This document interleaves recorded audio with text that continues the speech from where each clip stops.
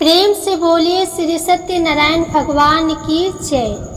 आज के दिन श्री सत्यनारायण भगवान की कथा पढ़ी अथवा सुनी जाती है। तो आइए आज आपको सुनाते हैं श्री सत्यनारायण भगवान की संपूर्ण व्रत कथा। तो कथा को पूरी श्रद्धा और प्रसन्नचित्त मन से पूरा अवश्य सुनिएगा। एक समय नैमिषारण्य तीर्थ में शौनक आदि 88,000 ऋषियों ने श्री सूत जी से पूछा, हे सूत जी, हे वेद वेदांत के ज्ञाता, इस कलयुग में वह कौन सा व्रत तप है जिसको करने से मनवांचित फल मिलता है।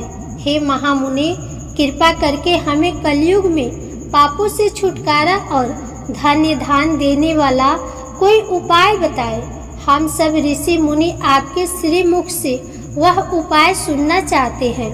श्री सूत जी बोले, हे मुनि श्रेष्ठ, तुम धन्य हो जिसने प्राणियों के हित के लिए ऐसा उत्तम प्रश्न किया है। एक बार ऐसा ही प्रश्न नारद जी ने भगवान कमलापति से किया था, वही मैं आपको सुनाता हूँ। एक बार नारद जी भ्रमण करते करते पृथ्वी लोक में जा पहुँचे।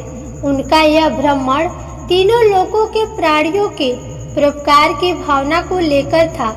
पृथ्वी लोक में जाकर उन्होंने देखा कि वहाँ लोग तरह तरह के कष्ट भोग रहे हैं। वे बार बार मृत्यु को प्राप्त होते हैं और हर बार विभिन्न योनियों में जन्म लेकर अपने कर्मों का फल भोगते हैं।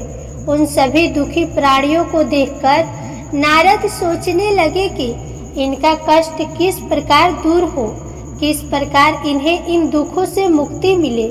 यही सब सोचते सोचते वह विष्णु लोक में आ गए। वहाँ 4 भुजा भगवान विष्णु शेष शैया पर विराजे हुए थे।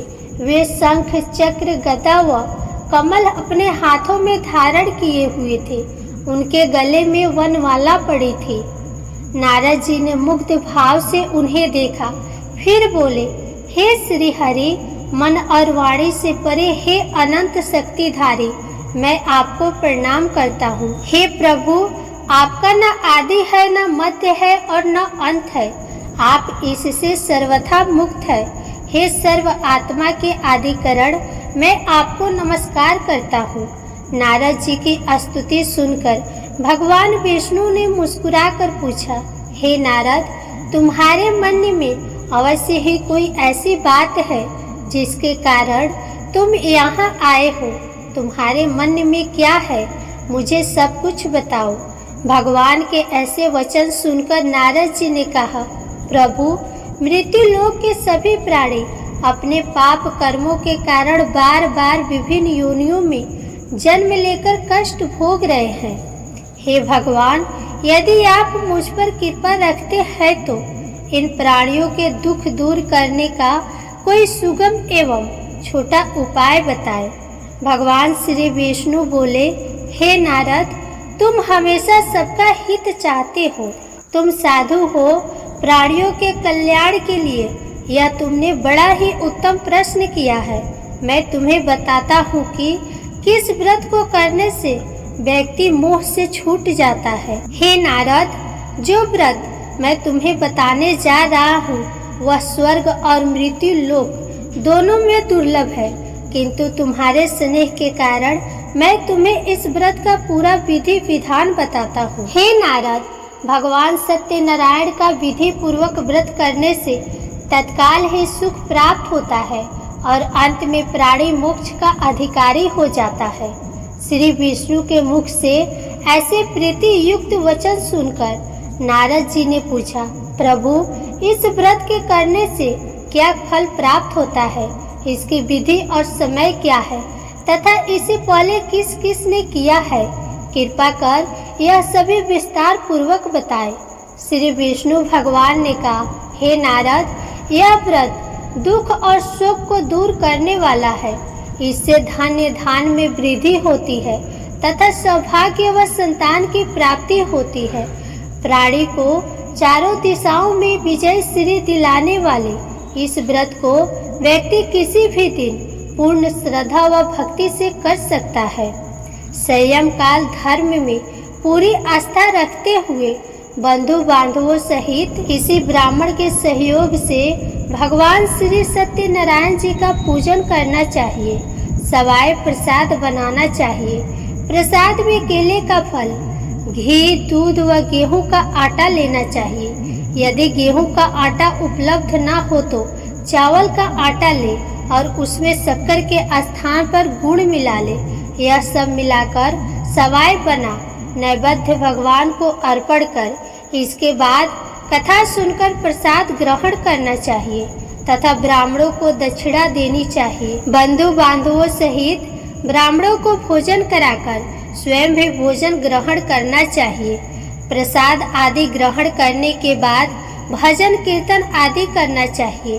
फिर भगवान सत्यनारायण का स्मरण करते हुए सभी बंधु बांधव अपने घरों को प्रस्थान करें।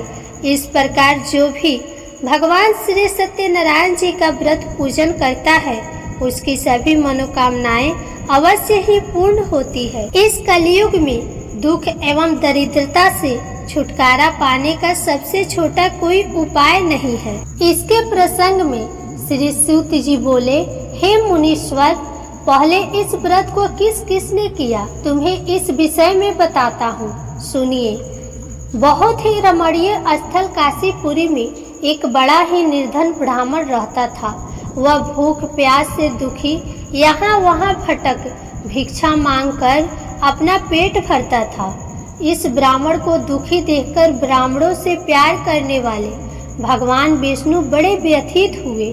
फिर एक दिन वे बूढ़े ब्राह्मण का वेश धारण कर पृथ्वी पर आकर उस ब्राह्मण से बोले, हे विप्रवर, तुम इतने दुखी होकर इस पृथ्वी पर क्यों भटक रहे हो? कृपा कर मुझको अपनी विपदा बताओ। ब्राह्मण बोला, हे बंधु, मैं अत्यंत ही निर्धन और दुखी हूँ। क्या आप इस निर्धनता से मुक्त होने का कोई उपाय जानते हैं? यदि जानते हैं तो कृपा कर मुझको बताएं। मैं वह उपाय अवश्य ही करूँगा ताकि मुझे इस कष्टपूर्ण जीवन से मुक्ति मिले। बूढ़े ब्राह्मण ने कहा, सत्यनारायण स्वरूप भगवान विष्णु सबको मनचाहा फल देने वाले हैं। अतः हे विप्रवर, तुम उन्हीं का उत्तम व्रत व पूजन करो। भगवान सत्यनारायण का व्रत व पूजन करने से मनुष्य के सब दुख दूर हो जाते हैं। हे भगवान, गरीब ब्राह्मण ने कहा, कृपा मुझे इस व्रत का विधि विधान बताएं। आपके अनुसार मैं उत्तम फल प्रदान करने वाले इस व्रत को अवश्य ही करूँगा। बूढ़े ब्राह्मण वेशधारी भगवान विष्णु ने उसे सत्यदेव भगवान के व्रत पूजन का विधान बताया और अंतर्ध्यान हो गए। निर्धन ब्राह्मण ने मन ही मन में संकल्प लिया कि वह बूढ़े ब्राह्मण द्वारा बताया गया व्रत अवश्य करेगा। इन्हीं विचारों के कारण उसे रात भर नींद नहीं आई। दूसरे दिन वह इस संकल्प के साथ भिक्षाटन के लिए निकला कि आज जो कुछ भी भिक्षा में मिलेगा उससे मैं सत्यनारायण जी का व्रत पूजन करूंगा। उस दिन उसे भिक्षा में काफी द्रव्य प्राप्त हुआ। उसी से उस ब्राह्मण ने अपनी बंधु बांधवों सहित श्री सत्यनारायण भगवान का व्रत किया। व्रत के प्रभाव और भगवान सत्यदेव की कृपा से वह संपत्तिवान हो गया। तब से उस ब्राह्मण ने प्रति माह व्रत रखना आरंभ कर दिया और अंत में सब पापों से मुक्त हो मोक्ष को प्राप्त हुआ। हे विप्रो, इस प्रकार पृथ्वी पर जो कोई भी श्रद्धा पूर्वक इस व्रत को करेगा उसके सभी दुख दूर होंगे। श्रीमन नारायण जी ने यही वचन नारद जी से कहे थे। अब आप लोग बताइए कि और क्या जानने की इच्छा है। तब ऋषि गणों ने पूछा, हे सूत जी, अब यह बताए कि आगे चलकर ब्राह्मण के बाद किस किस ने इस व्रत को किया, यह जानने की हमारी प्रबल इच्छा है। सूत जी बोले, उस ब्राह्मण से सुनकर आगे यह व्रत किन किन लोगों ने किया यह भी ध्यान पूर्वक सुनो।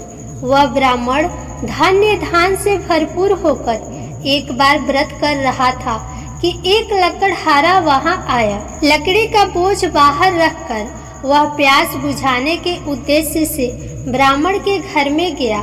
वहां उसने ब्राह्मण को देखा जो अपने बंधु बांधवों सहित भगवान श्री सत्यनारायण का व्रत और पूजन कर रहा था।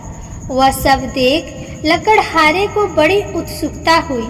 उसने ब्राह्मण को प्रणाम करके पूछा, हे प्रभु, हे ब्राह्मण देव, आप यह किसका पूजन कर रहे हैं और इस पूजन का क्या फल मिलता है? कृपा कर विस्तार पूर्वक मुझे बताएं। ब्राह्मण बोला, हे भाई लकड़हारे, यह हम भगवान सत्यनारायण का व्रत और पूजन कर रहे हैं। सत्यदेव भगवान का यह व्रत सभी मनोरथों को सिद्ध करने वाला और शुभ फलदायी है। उन्हीं की कृपा से मेरे घर में यह सब धन्य धान और सुख वैभव है। यह जानकर लकड़हारा बहुत प्रसन्न हुआ। वह प्रसाद ग्रहण करके तथा जल पीकर बाहर आया और अपना गट्ठर उठाकर लकड़ी बेचने के लिए शहर को चल दिया। रास्ते में चलते चलते उसने सोचा कि आज यह लकड़ियों को बेचकर जो भी धन प्राप्त होगा उससे मैं भी भगवान सत्यनारायण का व्रत और पूजन करूंगा। यह संकल्प कर वह उसी बस्ती की ओर चल दिया जहां नगर के अमीर लोग रहते थे। भगवान सत्यनारायण की ऐसी कृपा हुई कि उस दिन उसे लकड़ियों के दुगुने दाम प्राप्त हुए। लकड़हारे ने प्रसन्न होकर पके केले, शक्कर, घी, दूध और गेहूं का आटा सवाया बनवाकर खरीद लिया और अपने घर की ओर चल पड़ा। लकड़हारे ने अपने भाई बंधुओं सहित विधि पूर्वक भगवान का पूजन व्रत किया। व्रत के प्रभाव से वह पुत्रवान और धनवान बन गया। फिर इस लोक में चिरकाल तक सुख भोग कर अंत में भगवान सत्यनारायण की कृपा से उनके लोक में चला गया।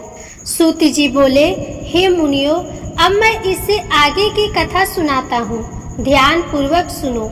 पूर्व काल में उल्का मुख नाम का एक बुद्धिमान राजा था। वह बड़ा ही जितेंद्र एवं सत्यवादी था। वह नित्य प्रति मंदिरों आदि में जाकर ब्राह्मणों को दान दक्षिणा देकर प्रसन्न रखता था। उसकी रानी बड़ी पतिव्रता और सुमुखी थी। एक बार वे राजा रानी भद्रशिला नदी के तट पर भगवान सत्यनारायण का व्रत कर रहे थे।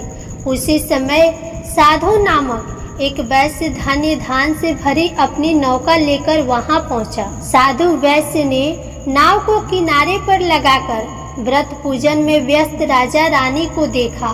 फिर उनके निकट जाकर विनय पूर्वक राजा से बोला, हे राजन, आप इतने भक्ति से यह किस देवता का पूजन कर रहे हैं?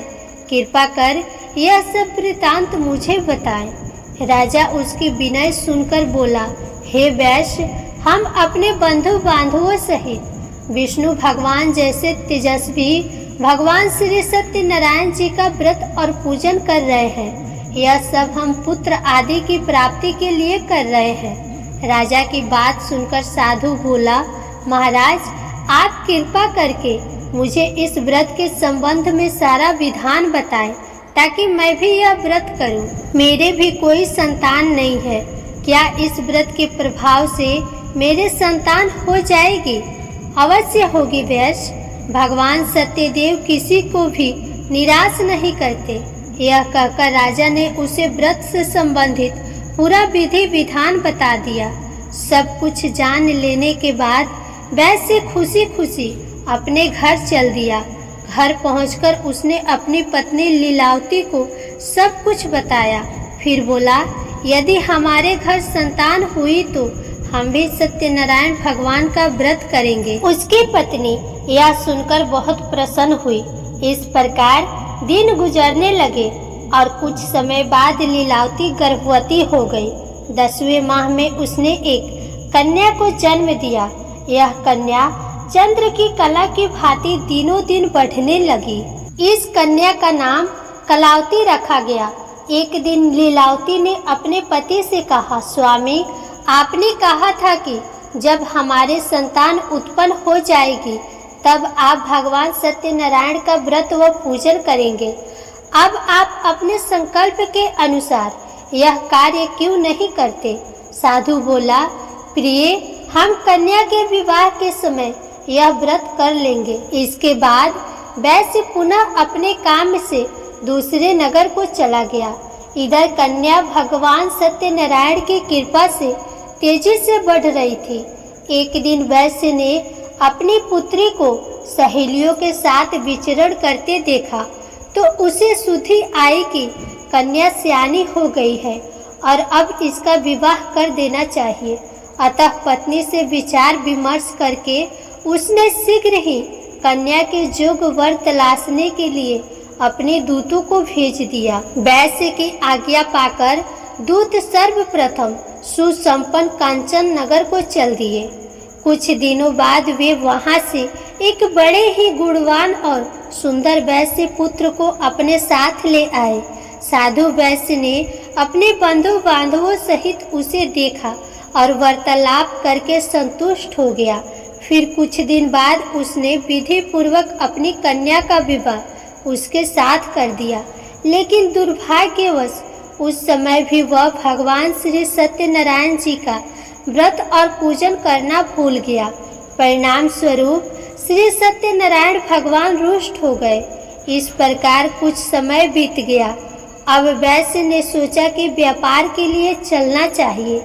अपने कार्य के प्रति वह सदा ही सचेत रहता था, अतः अपने जमाता को लेकर वह व्यापार के लिए चल दिया।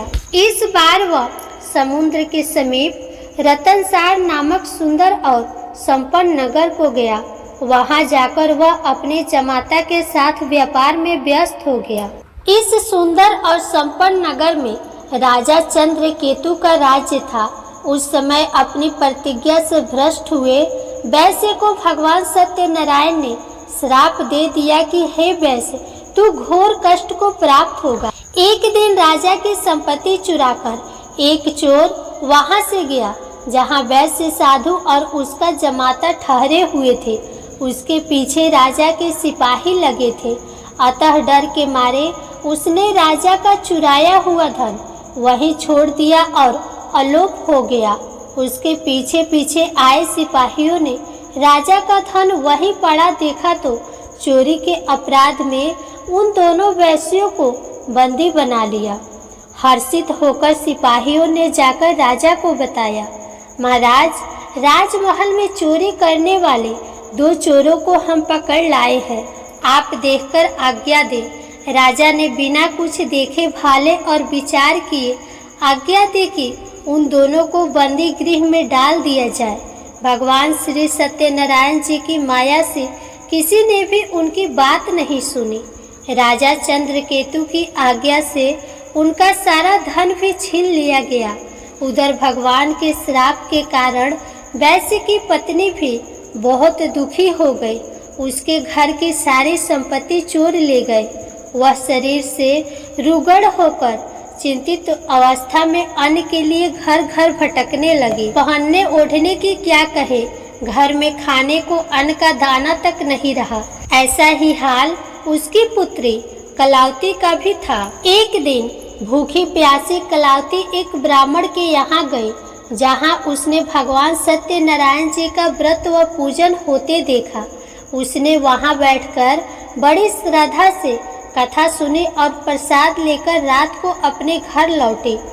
घर आने पर उसकी माँ ने पूछा, बेटी, इतनी रात गए तक तू कहाँ थी तथा तेरे मन में क्या है? कलावती ने माँ को बताया, मैंने एक ब्राह्मण के घर पर सभी मनोकामनाओं को पूर्ण करने वाले भगवान सत्यनारायण का व्रत होते देखा है। मैं भी वही थी और श्रद्धा पूर्वक कथा श्रवण कर रही थी।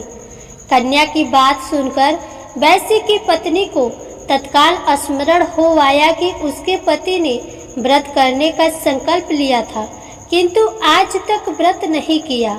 उसने सोचा कि संभव है, इसीलिए हम पर यह कष्ट आ गए हों।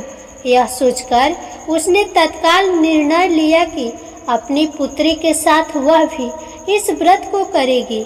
दूसरे ही दिन लीलावती ने अपने बंधु बांधवों के साथ व्रत किया और भगवान सत्यदेव से प्रार्थना की कि उसके पति व जमाता शीघ्र लौट आए और प्रभु सत्यनारायण उनके अपराध को क्षमा करे। लीलावती द्वारा किए गए व्रत और उसकी प्रार्थना को सुनकर भगवान सत्यदेव प्रसन्न हो गए। उसी रात उन्होंने स्वप्न में राजा चंद्रकेतु को दर्शन देकर आज्ञा दी कि हे राजा, सवेरा होते ही उन दोनों वैश्यों को मुक्त कर दे तथा उनका छीना हुआ धन भी लौटा दे। यदि ऐसा नहीं करेगा तो मैं धन और पुत्रों सहित तेरे राज्य का नाश कर दूंगा। इतना कहकर भगवान अंतर ध्यान हो गए।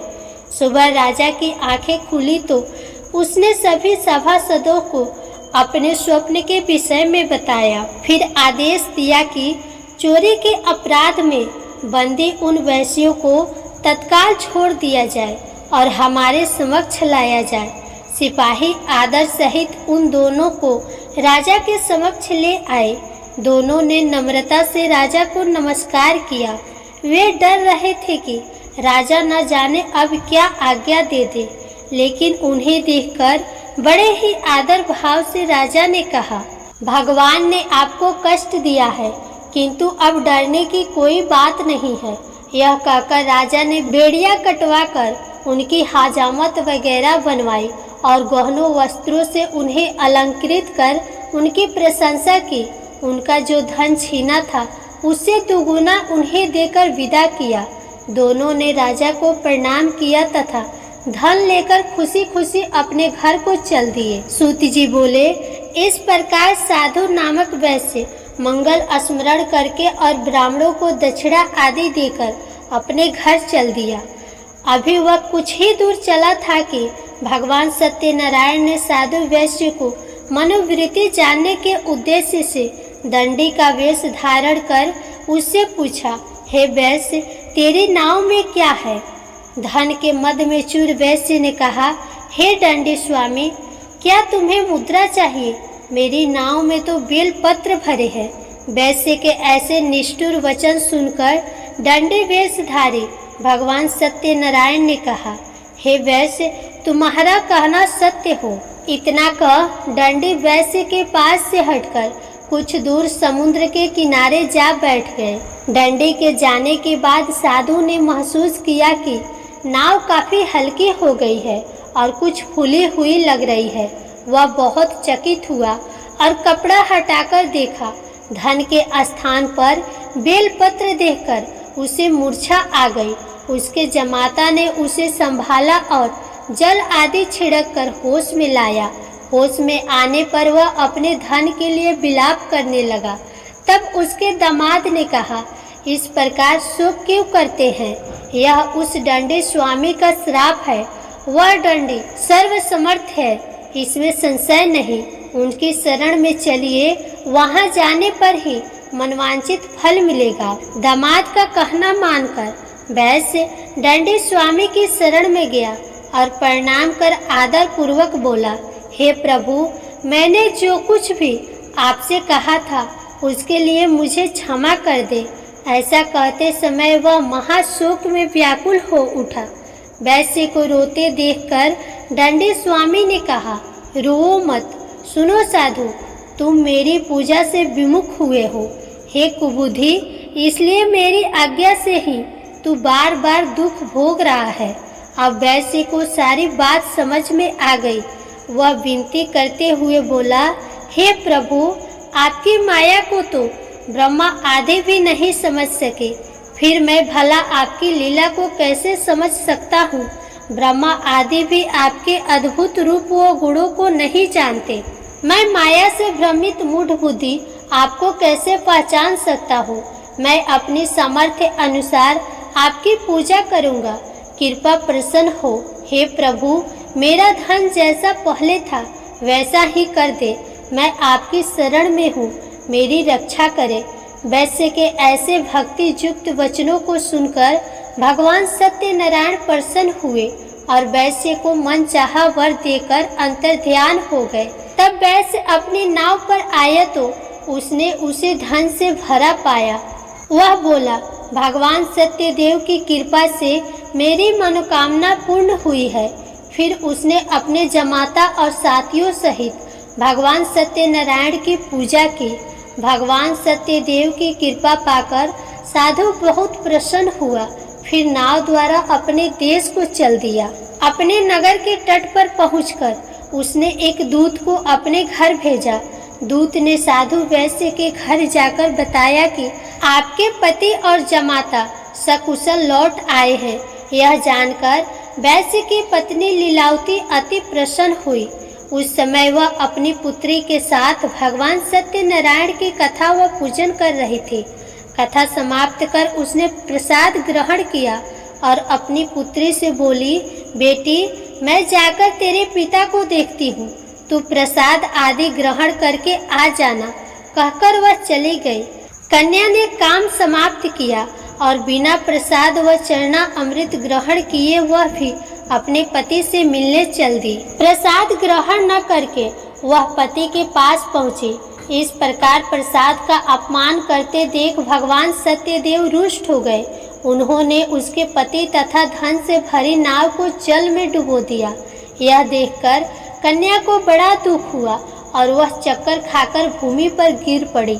नाव को डूबते तथा कन्या को मूर्छित देखकर साधु को बड़ा आश्चर्य हुआ। मल्लाह भी अचरज करने लगे। लीलावती बेटी की ऐसी हालत देखकर बड़ी व्याकुल हुई और अपने पति से बोली, हे स्वामी, नाव सहित जमाता कहाँ और कैसे गायब हो गए? मुझे तो लगता है कि यह अवश्य ही किसी देवता का कोप है। आखिर भगवान सत्यनारायण की लीला को कौन समझ सका है? यह कहकर वह पुत्री के साथ विलाप करने लगी। उसकी पुत्री ने कहा कि वह भी अपने पति के वियोग में यही जल समाधि ले लेगी। यह देखकर वैश्य बहुत दुखी हुआ। उसे समझते देर नहीं लगी कि यह सब भगवान सत्यदेव के कुपित हो जाने के कारण हुआ है। पुत्री या पत्नी से अवश्य ही कोई भूल हुई होगी। आखिर उनकी माया को कौन समझ सकता है? मैं स्वयं उनकी माया से मोहित हूँ। उसने उन्हें अपने पास बुलाकर अपनी शंका व्यक्त की और बोला, मैं विधि विधान से भगवान सत्यनारायण का पूजन करूँगा। वे मेरी पुत्री को क्षमा करे। वह बार बार भगवान से क्षमा याचना करने लगा तो भगवान सत्यदेव उस पर प्रसन्न हो गए।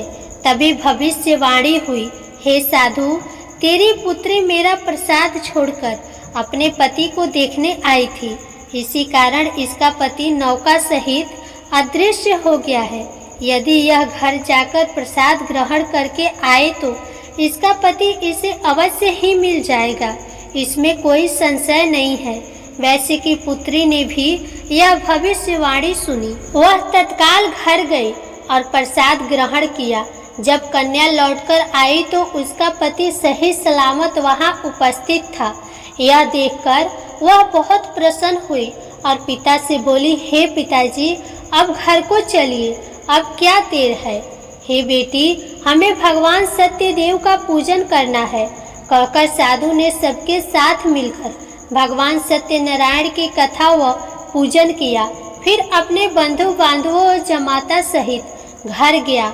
उस दिन के बाद से वह प्रत्येक पूर्णिमा व संक्रांति को भगवान सत्यनारायण का पूजन करते हुए अनेक सुख भोगता हुआ अंत में भगवान सत्यनारायण के वैकुंठ लोक को चला गया, जो देवताओं के लिए भी दुर्लभ है तथा जहाँ सत्य, रज, तम तीनों गुण अप्रभावी रहते हैं। सूत जी ने कहा, हे मुनिगणों, सुनो, अब मैं तुम्हें इससे आगे की कथा सुनाता हूँ।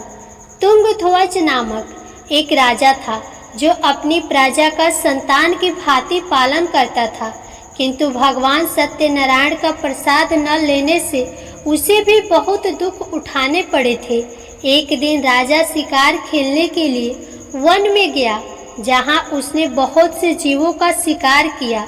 वहीं एक वट वृक्ष के नीचे उसने कुछ ग्वालों को भगवान सत्यनारायण का पूजन करते देखा, किंतु गर्व के कारण न तो वह पूजन स्थल तक गया और न ही भगवान को प्रणाम किया। फिर भी गोप ग्वाले प्रसाद लेकर राजा के पास गए। प्रसाद राजा के समीप रखकर वे पूजन स्थल को लौट गए। राजा ने प्रसाद की ओर देखा भी नहीं, जिसके कारण उसे बड़ा ही दुख भोगना पड़ा। उसके 100 पुत्र, धान्य धान्य व राज्य सभी कुछ नष्ट हो गए। अतः राजा वहीं पहुंचा जहां भगवान सत्यदेव का पूजन हो रहा था। वहां जाकर राजा ने ग्वाल वालों के संग भगवान सत्यनारायण का पूजन किया और क्षमा याचना की। इससे भगवान सत्यनारायण प्रसन्न हो गए। उनकी कृपा से उसे पुत्र आदि सब कुछ पुनः प्राप्त हो गया। फिर इस जीवन में सुख भोग कर अंत में वह सत्यनारायण भगवान के लोक को चला गया। इस परम दुर्लभ सत्यनारायण व्रत को जो भी धारण करता है और इसकी फलदायी कथा को भक्ति पूर्वक सुनता है, उसे श्री सत्यनारायण की कृपा से भरपूर धन धान आदि प्राप्त होते हैं, दरिद्र धन पाते हैं, बंदी बंधुओं से मुक्त हो जाते हैं, भयग्रस्त का भय मिट जाता है। यह निस्संदेह सत्य है। इस कथा व व्रत के प्रभाव से व्यक्ति जीवन भर सुख भोग कर अंत में सत्य लोक को पाता है। हे विप्रो, यह मैंने सत्यनारायण व्रत की कथा कही। इसके प्रभाव से व्यक्ति सब बंधनों से मुक्त हो जाता है। यह व्रत पूजन कलयुग में विशेष फलदायी है। भगवान सत्यनारायण अलग अलग समय में अलग अलग रूप धारण करके अपने भक्तों को सुख पहुंचाते हैं। कोई उन्हें काल कहता है, कोई ईश्वर, कोई सत्यदेव तो कोई सत्यनारायण। अनेक रूप धरकर वे भी मनचाहा फल देने वाले हैं। कलयुग में सत्य व्रत रूपी सनातन सत्यनारायण ही होंगे। सभी को मनचाहा फल देने के लिए भगवान विष्णु ने सत्यनारायण का रूप धर लिया है। हे मुनिगण, जो इस कथा का नित्य पाठ करेंगे अथवा सुनेंगे, श्री सत्यनारायण की कृपा से उनके समस्त पाप नष्ट हो जाएंगे। सूत जी बोले, हे मुनीश्वरों, जिन्होंने सत्यनारायण का व्रत पहले किया था, उनके अगले जन्म की कथा सुनाता हूँ। सुनो। महान बुद्धिमान शतानंद ब्राह्मण सुदामा हुआ और श्री कृष्ण की आराधना कर मोक्ष को प्राप्त हुआ। लकड़ी बेचने वाला लकड़हारा भील गुहराज बना और श्री राम जी की सेवा कर मोक्ष का अधिकारी हुआ। राजा उल्का मुख महाराज दशरथ हुए और श्री रंगनाथ की पूजा कर वैकुंठवासी हुए। साधु वैश्य सत्य व्रतधारी मोरध्वज राज बना। वह आधा शरीर आरे से चीरकर दान देने के कारण मोक्ष को प्राप्त हुआ। राजा तुंगध्वज स्वयंभू मनु हुए। वे सभी को वैष्णव पथ पर लाकर भगवत बना वैकुंठ को गए। प्रेम से बोले श्री सत्यनारायण भगवान की जय। जय श्री हरि विष्णु।